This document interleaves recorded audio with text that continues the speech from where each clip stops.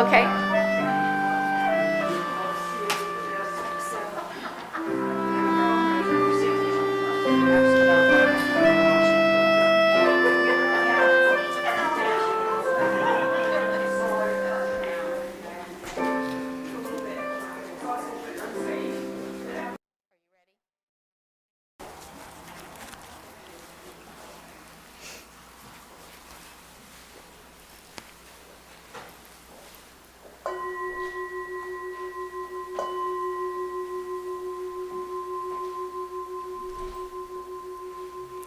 Good morning and welcome.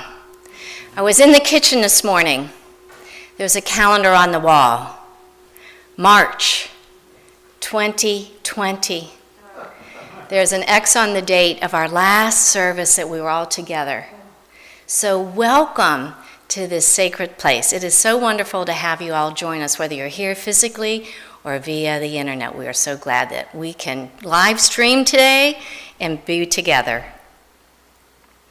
Just a few things for you to note. In order to keep your privacy, we will share our joys and concerns at the end of the service when we stop recording. And so there are cards at the back table if you'd like to fill one of those out so that our leader can read those and share those with you. And there'll also be time together over Zoom for folks to join that way as well. We will not be passing the basket to collect our offerings. As you saw on the back table, there was a place for you to drop that in. And I hope you picked up a stone. If you didn't, grab one before we get going here. You'll find that these changes are our way of trying to fulfill our commitment, our covenant of care with you to keep us all safe. So with that, let us begin. And to help us center and settle in preparation for our service, our great musician, Jackie Carish, will lead us in a prelude.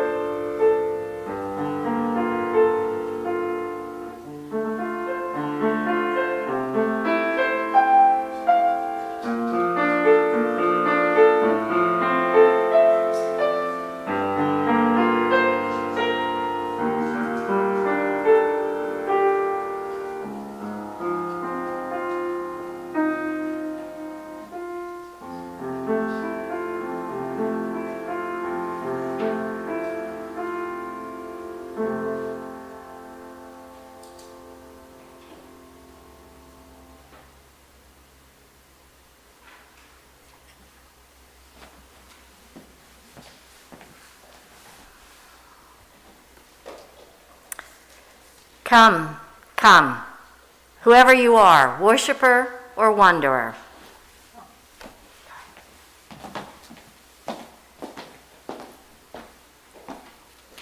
I'm Pat Berthold, a longtime Unitarian Universalist. I moved to Georgetown and joined San Gabriel about 2.5 years ago. I serve as a member on the reopening team, and I welcome you all to our service today, especially those of you who are searching for a spiritual home. Many of us were once seeking for something larger in our lives ourselves, where we could belong, for a sense of rootedness to hold us as we create meaning together. We strive to do that in this congregation. This morning's speaker is Michelle Augustine, a co-leader of the Sunday Services team. I'm sure that you will find the sermon topic, Stone Power of Hope, to be insightful. It is our custom to light a flaming chalice, the symbol of our Unitarian Universalist faith. This chalice shines a light not only on our shared past, but it also signals our intention to listen deeply, reflect wisely, and move boldly toward our highest ideals during this upcoming year.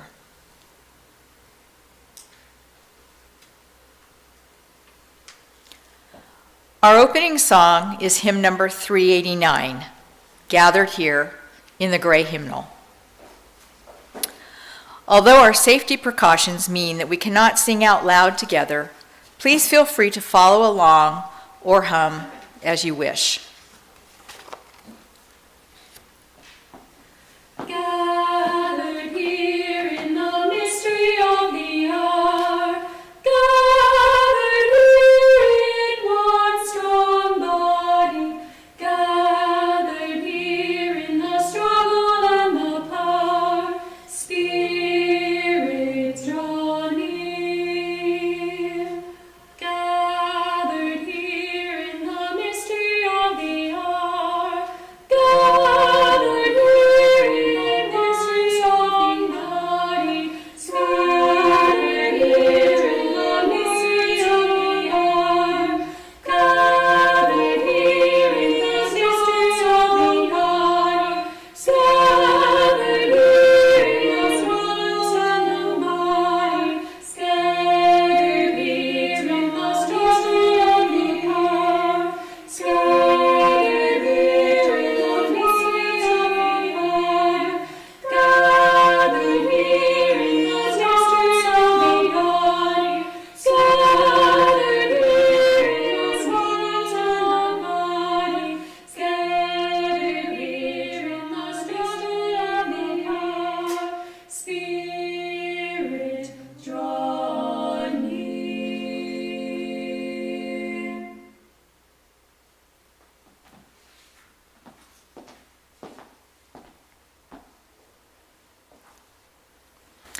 Our affirmation reminds us of who we are in fellowship and of our sacred covenant with each other. Please join in reading our affirmation. The doctrine of this church is love. The quest of truth is its sacrament, and service is its prayer. To dwell together in peace, to seek knowledge in freedom, to serve humanity in fellowship, to the end that all souls shall gather divine. Thus do we covenant with each other.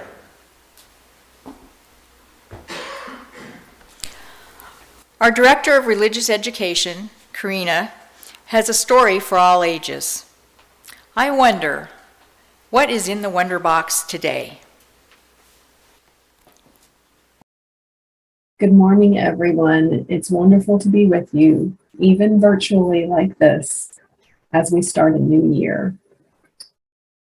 I've brought a Wonder Box with me, and I hope you are ready with your wondering mind to help all of us learn and grow and make some guesses as we work together, figure out what might be in here. It's a little bit noisy.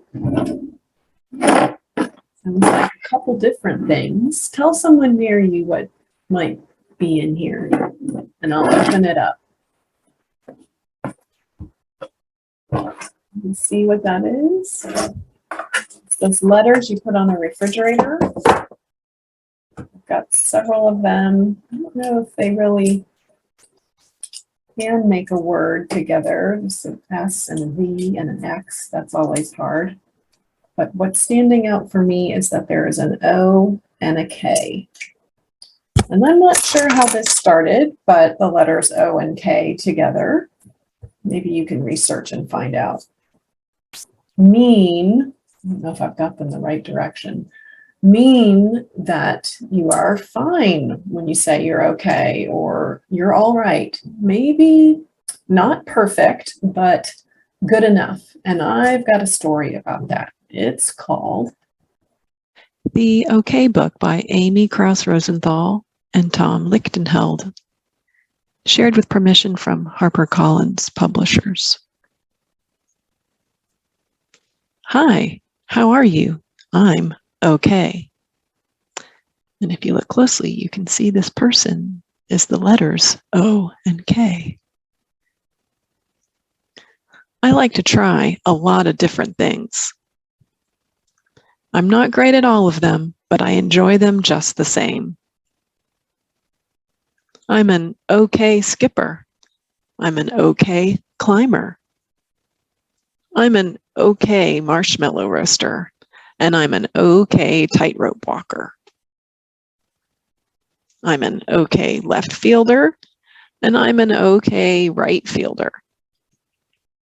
I'm an okay diver. I'm an okay hider. I'm an okay pumper. I'm an okay sledder. I'm an okay kite flyer. I'm an okay tug of warer. I'm an okay sharer. I'm an okay headstander. I'm an okay pancake flipper. I'm an okay fisher. I'm an okay swimmer. I'm an okay lightning bug catcher. One day, I'll grow up to be really excellent at something. I don't know what it is yet, but I sure am having fun figuring it out. The end. Or is it just the beginning? I like how this story gives us permission to be okay. As we move forward into this new year, making resolutions, I hope we can give ourselves permission to be okay. In fact, my biggest wish for all of us is to be okay. Let's take each day as it comes. We'll talk more in RE today about in what ways, new and old, we want to be okay this year. I'll see you then. Bye-bye. Well, that begs the question, are you okay? I hope so. When Lou and I were talking about that this morning, it made us think about way back when the book came out, I'm Okay, You're Okay. Some of you remember that. And it also made us think about how that applies to today, or how we wish it would apply today, when we discover we have differences or maybe political divides, and we could say to each other, I'm okay, and you're okay. This might be the time where we normally pass the basket for the offertories. As I said, you'll have a chance to contribute at the end. You can always contribute online. But here are these words from Wilford A. Peterson, The Art of Giving. We give of ourselves when we give of our heart. Love, kindness, joy, sympathy, tolerance, forgiveness. We give of ourselves when we give the gifts of the mind. Ideals, dreams, visions, principles, inventions, projects, poetry. We give of ourselves when we give the gifts of the Spirit. Prayer, vision, beauty, aspirations, peace, faith. We give of ourselves when we give the gift of words, encouragement, inspiration, guidance. Emerson said it well. Rings and jewels are not gifts, but apologies for gifts. The only true gift is a portion of thyself. And with that, I wish to thank all of you for giving your gifts, your time, your talents, and your finances to help continue our San Gabriel UU Church. For our musical interlude today, Jackie will lead us in the hand gestures to the hymn, Spirit of Life.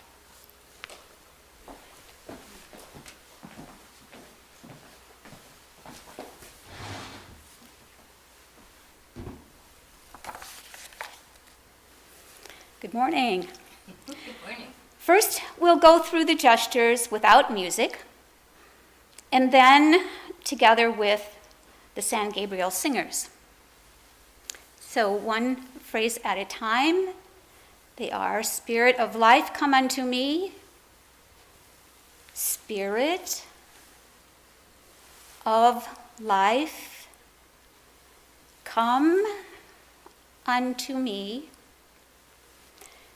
Sing in my heart all the stirrings of compassion. Sing like conducting in my heart all the stirrings of compassion. Blow in the wind, rise in the sea. Blow in the wind, rise in the sea. Move in the hand, giving life the shape of justice. Move in the hand, giving life the shape of justice, like the scales of justice. Roots hold me close, wings set me free. Roots hold me close, wings set me free. Spirit of life, come to me, come to me. Spirit of life, come to me, come to me.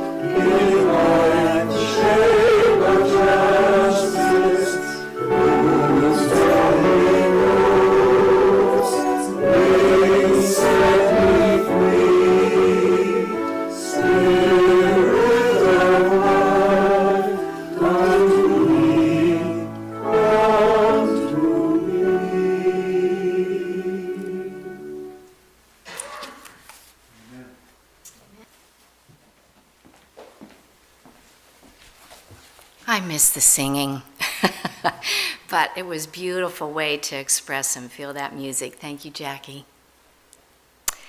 As we enter a moment of silence, I would like to share with you words that I heard spoken at General Assembly by a UU minister. I do not wish to breathe another breath if it is not shared with others. Breath of life is not mine alone. I brought myself here to be with others. And so by inhaling the passion and the courage and the hope found here, then I can exhale the fear, the separateness that I sometimes keep close to my skin. I cannot live another moment, at least not one of joy, unless you and I find oneness somewhere among each other, somewhere between the noise and somewhere in the silence of the next breath.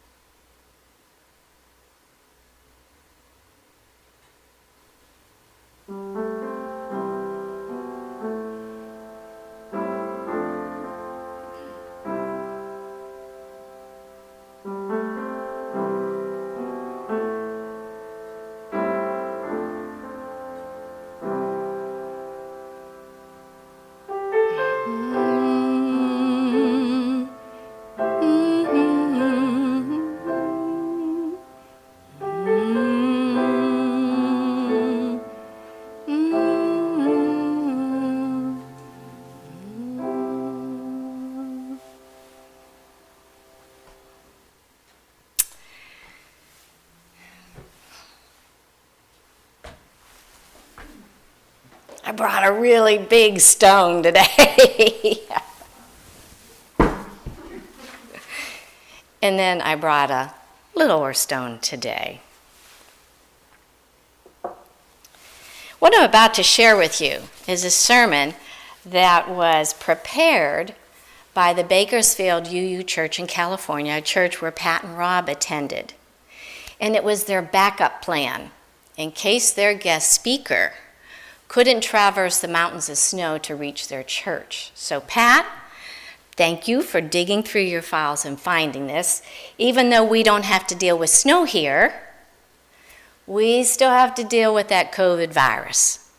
And sometimes that is wreaking havoc on our plans, and it causes us to abruptly change. But change we did.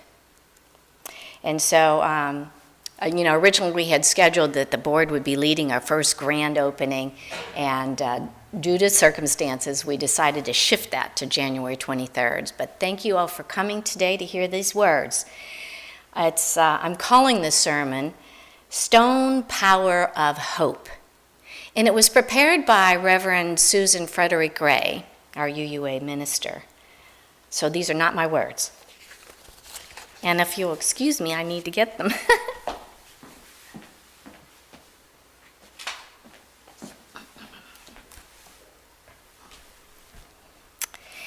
In a responsive reading by Unitarian Universalist minister Kathleen McTigg, she writes of the new year. The thirst of January is another day dawning, the sun rising as it always does, and the earth moving in its rhythms. Yet, also, we stand at a threshold. The new year, something truly new, still unformed, leaving a stunning power in our hands. The new year is a time, most of us will say, for making resolutions, for leaving behind outworn, false bad habits, or maybe regrets of the past year. In order to create a yet unformed year, something hopeful and new.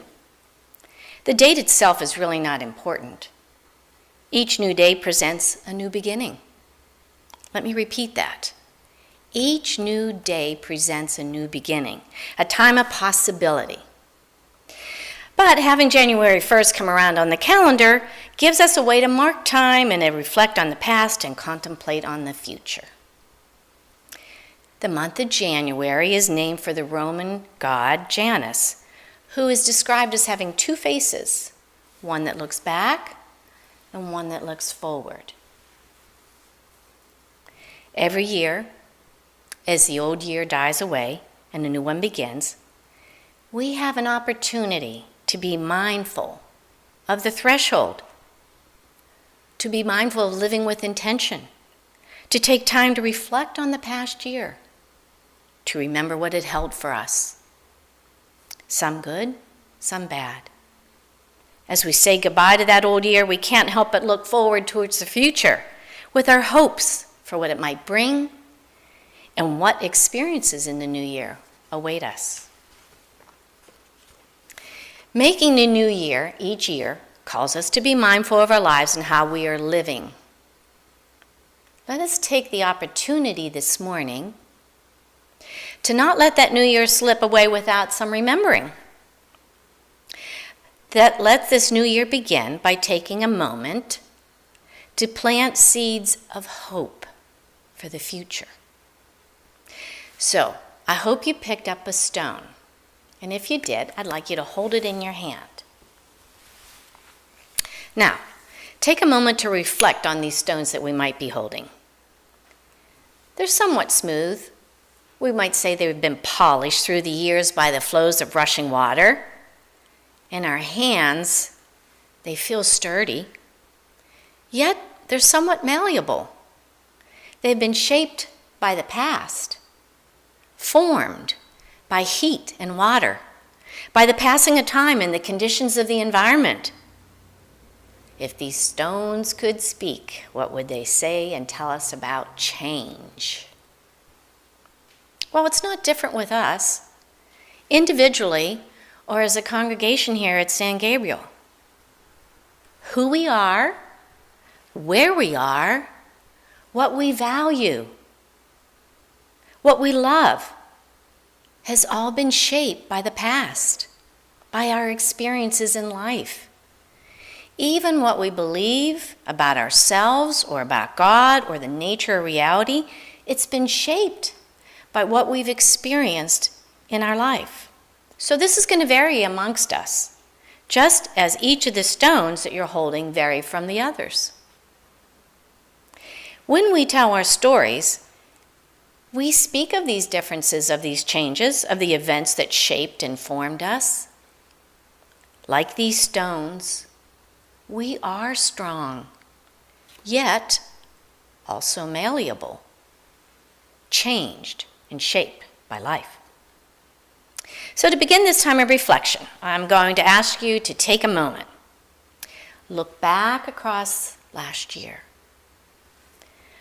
What were the highlights of the past year? For what are you most grateful? What were your triumphs? What brought you most joy? What went smoothly or polished your life? Take a moment to think.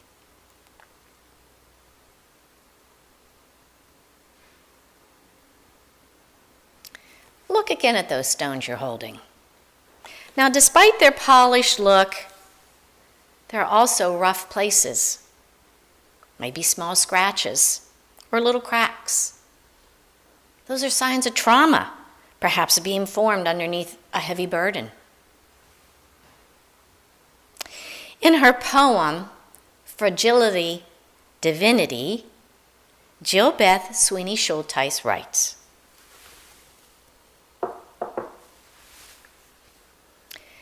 "We are fragile. We are not broken.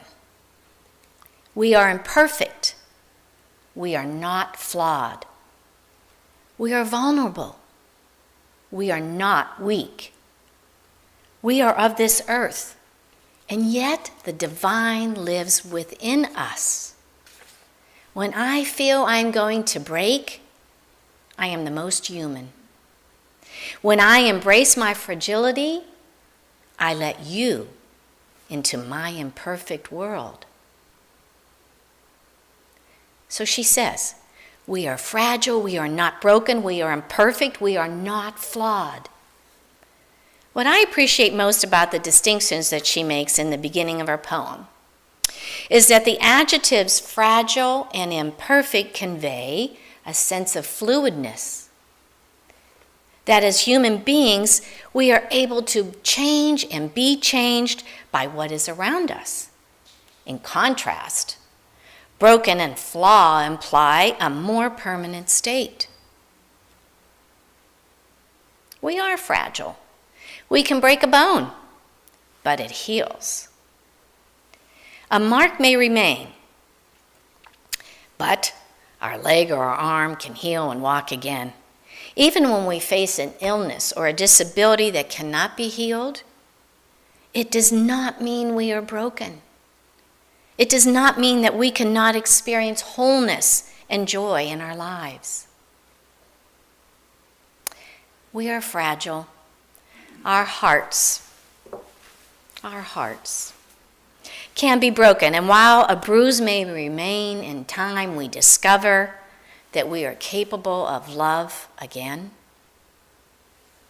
The stones we hold are imperfect.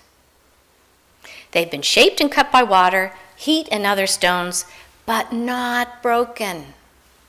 In the same way, their rough places are not permanent flaws, because if we were to have left them in the rivers where they were found, slowly the shifts of time and the rush of water would smooth them over those rough places. Held in our hands today, they seem frozen and unchanging in our brief understanding of time as we measure it.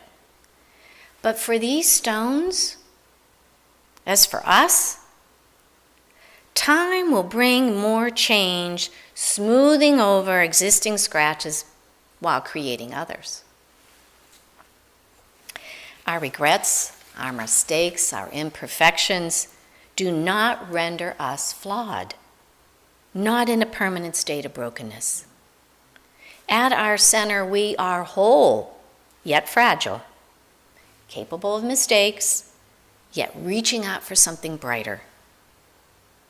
Oh, we say the wrong thing, we act too quickly, we respond too harshly, we misunderstand. But we can also grow from that. We can learn, and most importantly, we can say we are sorry and offer forgiveness. Jill Bess says, "We are of this earth, and yet the divine is within us." So as we look upon these scratches, the crevices in these stones, let's take a moment and look back on the biggest challenges of the past year. The losses, the loved ones who left us. In this past year, with what did you struggle? Where did you stumble? Do you carry regrets or sorrows? Think about that individually and as our church, as our congregation. Take a moment to reflect.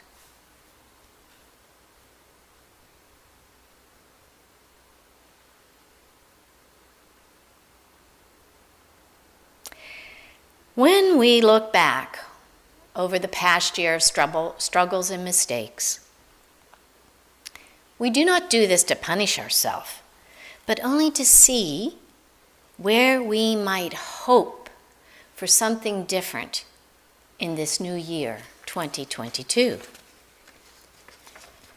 We look back not to dwell on our burdens, but in order to let go of our burdens so they need not cloud this yet unformed year. We look back to see the rough places so they will not continue to lead us down the same paths. Rather, hold them up and hold them close to your heart. We are of this earth, yet the divine lives in each of us. We accept our fragility and imperfections with compassion, and we learn to find peace through these rough places, that we may move along the path of saying yes to our lives. So, we take time to look at the struggles of the last year to remind us not only of difficulty, but to remind ourselves of the strength we showed, the wisdom we gained, and the support we found through loved ones that helped us through those times, both individually and in our congregation. Finally, having turned our minds to the past, let's take a moment now to look to the future, mindful of what brought us the most joy, mindful of the lessons learned of strength, and mindful of the courage that we did gain in the last year. Think about what hopes, what dreams, what choices do you want to bring into 2022? There is a phrase from the book of Proverbs, chapter 29, verse 18. It's a short one. Without a vision, the people perish. Without a vision, the people perish. May you hold in your heart the future with a great vision of big changes, of life changes. May you hold a vision of opportunity, for calling, for clarity, for direction. Maybe your vision is a hope that all things around you will change for the better, that circumstances in your life or in our world will improve. Maybe you hold in your heart a vision of great justice and peace growing in our world. Maybe you hold in your heart a simple vision of peace for your own heart, a vision of continuing hope despite trials, or maybe visions of moments of quiet. Whether big or small, worldly or personal, let's take a moment of silence to just lift up the visions and the hopes we have in our hearts for this coming year, 2022. Just take a brief moment.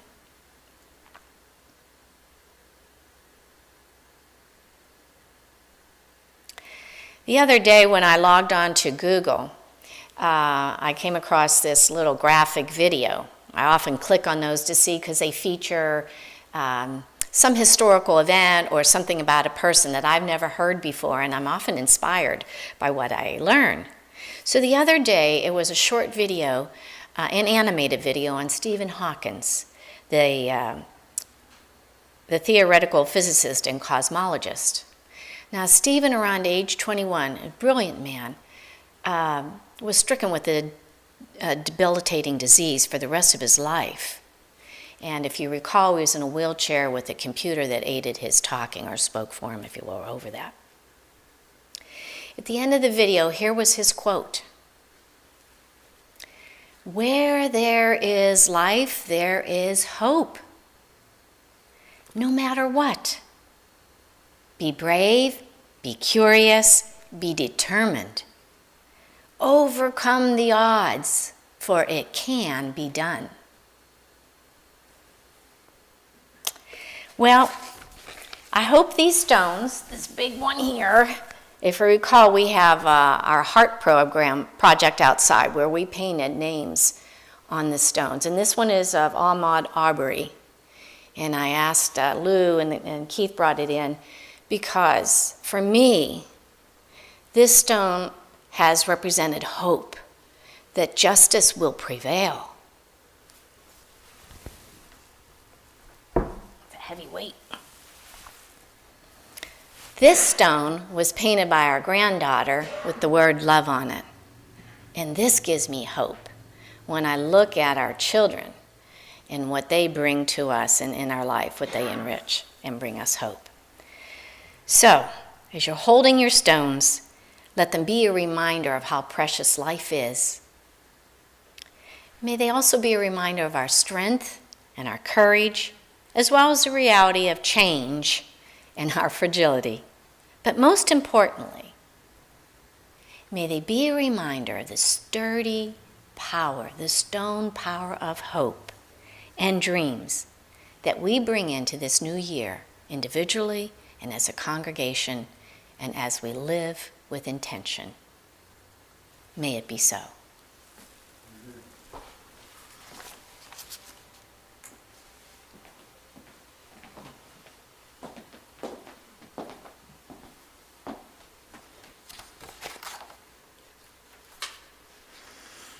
A stone of hope.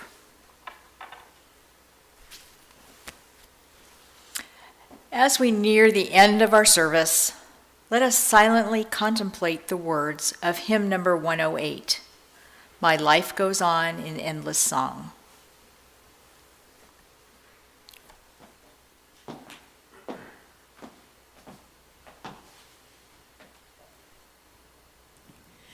My life goes on in endless song, above earth's lamentation. I hear the real, though far off hymn, that hails a new creation.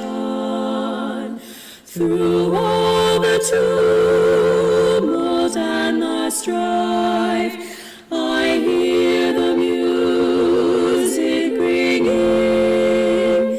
It sounds an echo in my soul. How can I keep from singing? What love the tempest round me roars. I know the truth it liveth. What though the darkness round me close? Songs in the night it giveth. No storm can shake my inmost calm, while to that rock I'm clinging. Since love prevails in heaven and earth, how can I keep from singing? When tyrants tremble as they hear the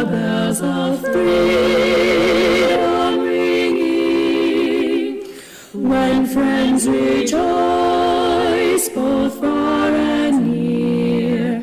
How can I keep from singing to prison cell and dungeon vile? Our thoughts to them are winging, when friends by shame are undefiled. How can I keep from singing?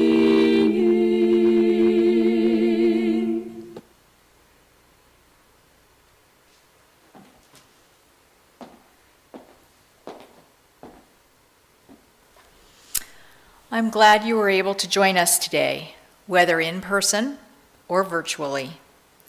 Please be sure to read the weekly messenger for the ways that we stay connected with each other, whether it's in meetings or groups, and also to register for our next in-person service, which is tentatively scheduled for January 23rd. And remember, if you're with us in the sanctuary today, and if you would like to share joys and concerns, please stay seated when we are done. We end our service by extinguishing our chalice. Imagine, for a moment if you will, there are several people standing with their arms around each other. A photo is taken from behind, so the composition is a tangle of backs and arms.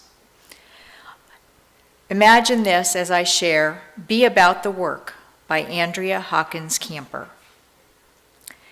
May we see all as it is, and may it all be as we see it. May we be the ones to make it as it should be. For if not us, then who? If not now, then when? This is answering the cry of justice with the work of peace. This is redeeming the pain of history with the grace of wisdom. This is the work that we are called to do, and this is the call that we answer now. To be the barrier and the bridge, to be the living embodiment of our principles, to be about the work of building beloved community, to be a people of intention and a people of conscience.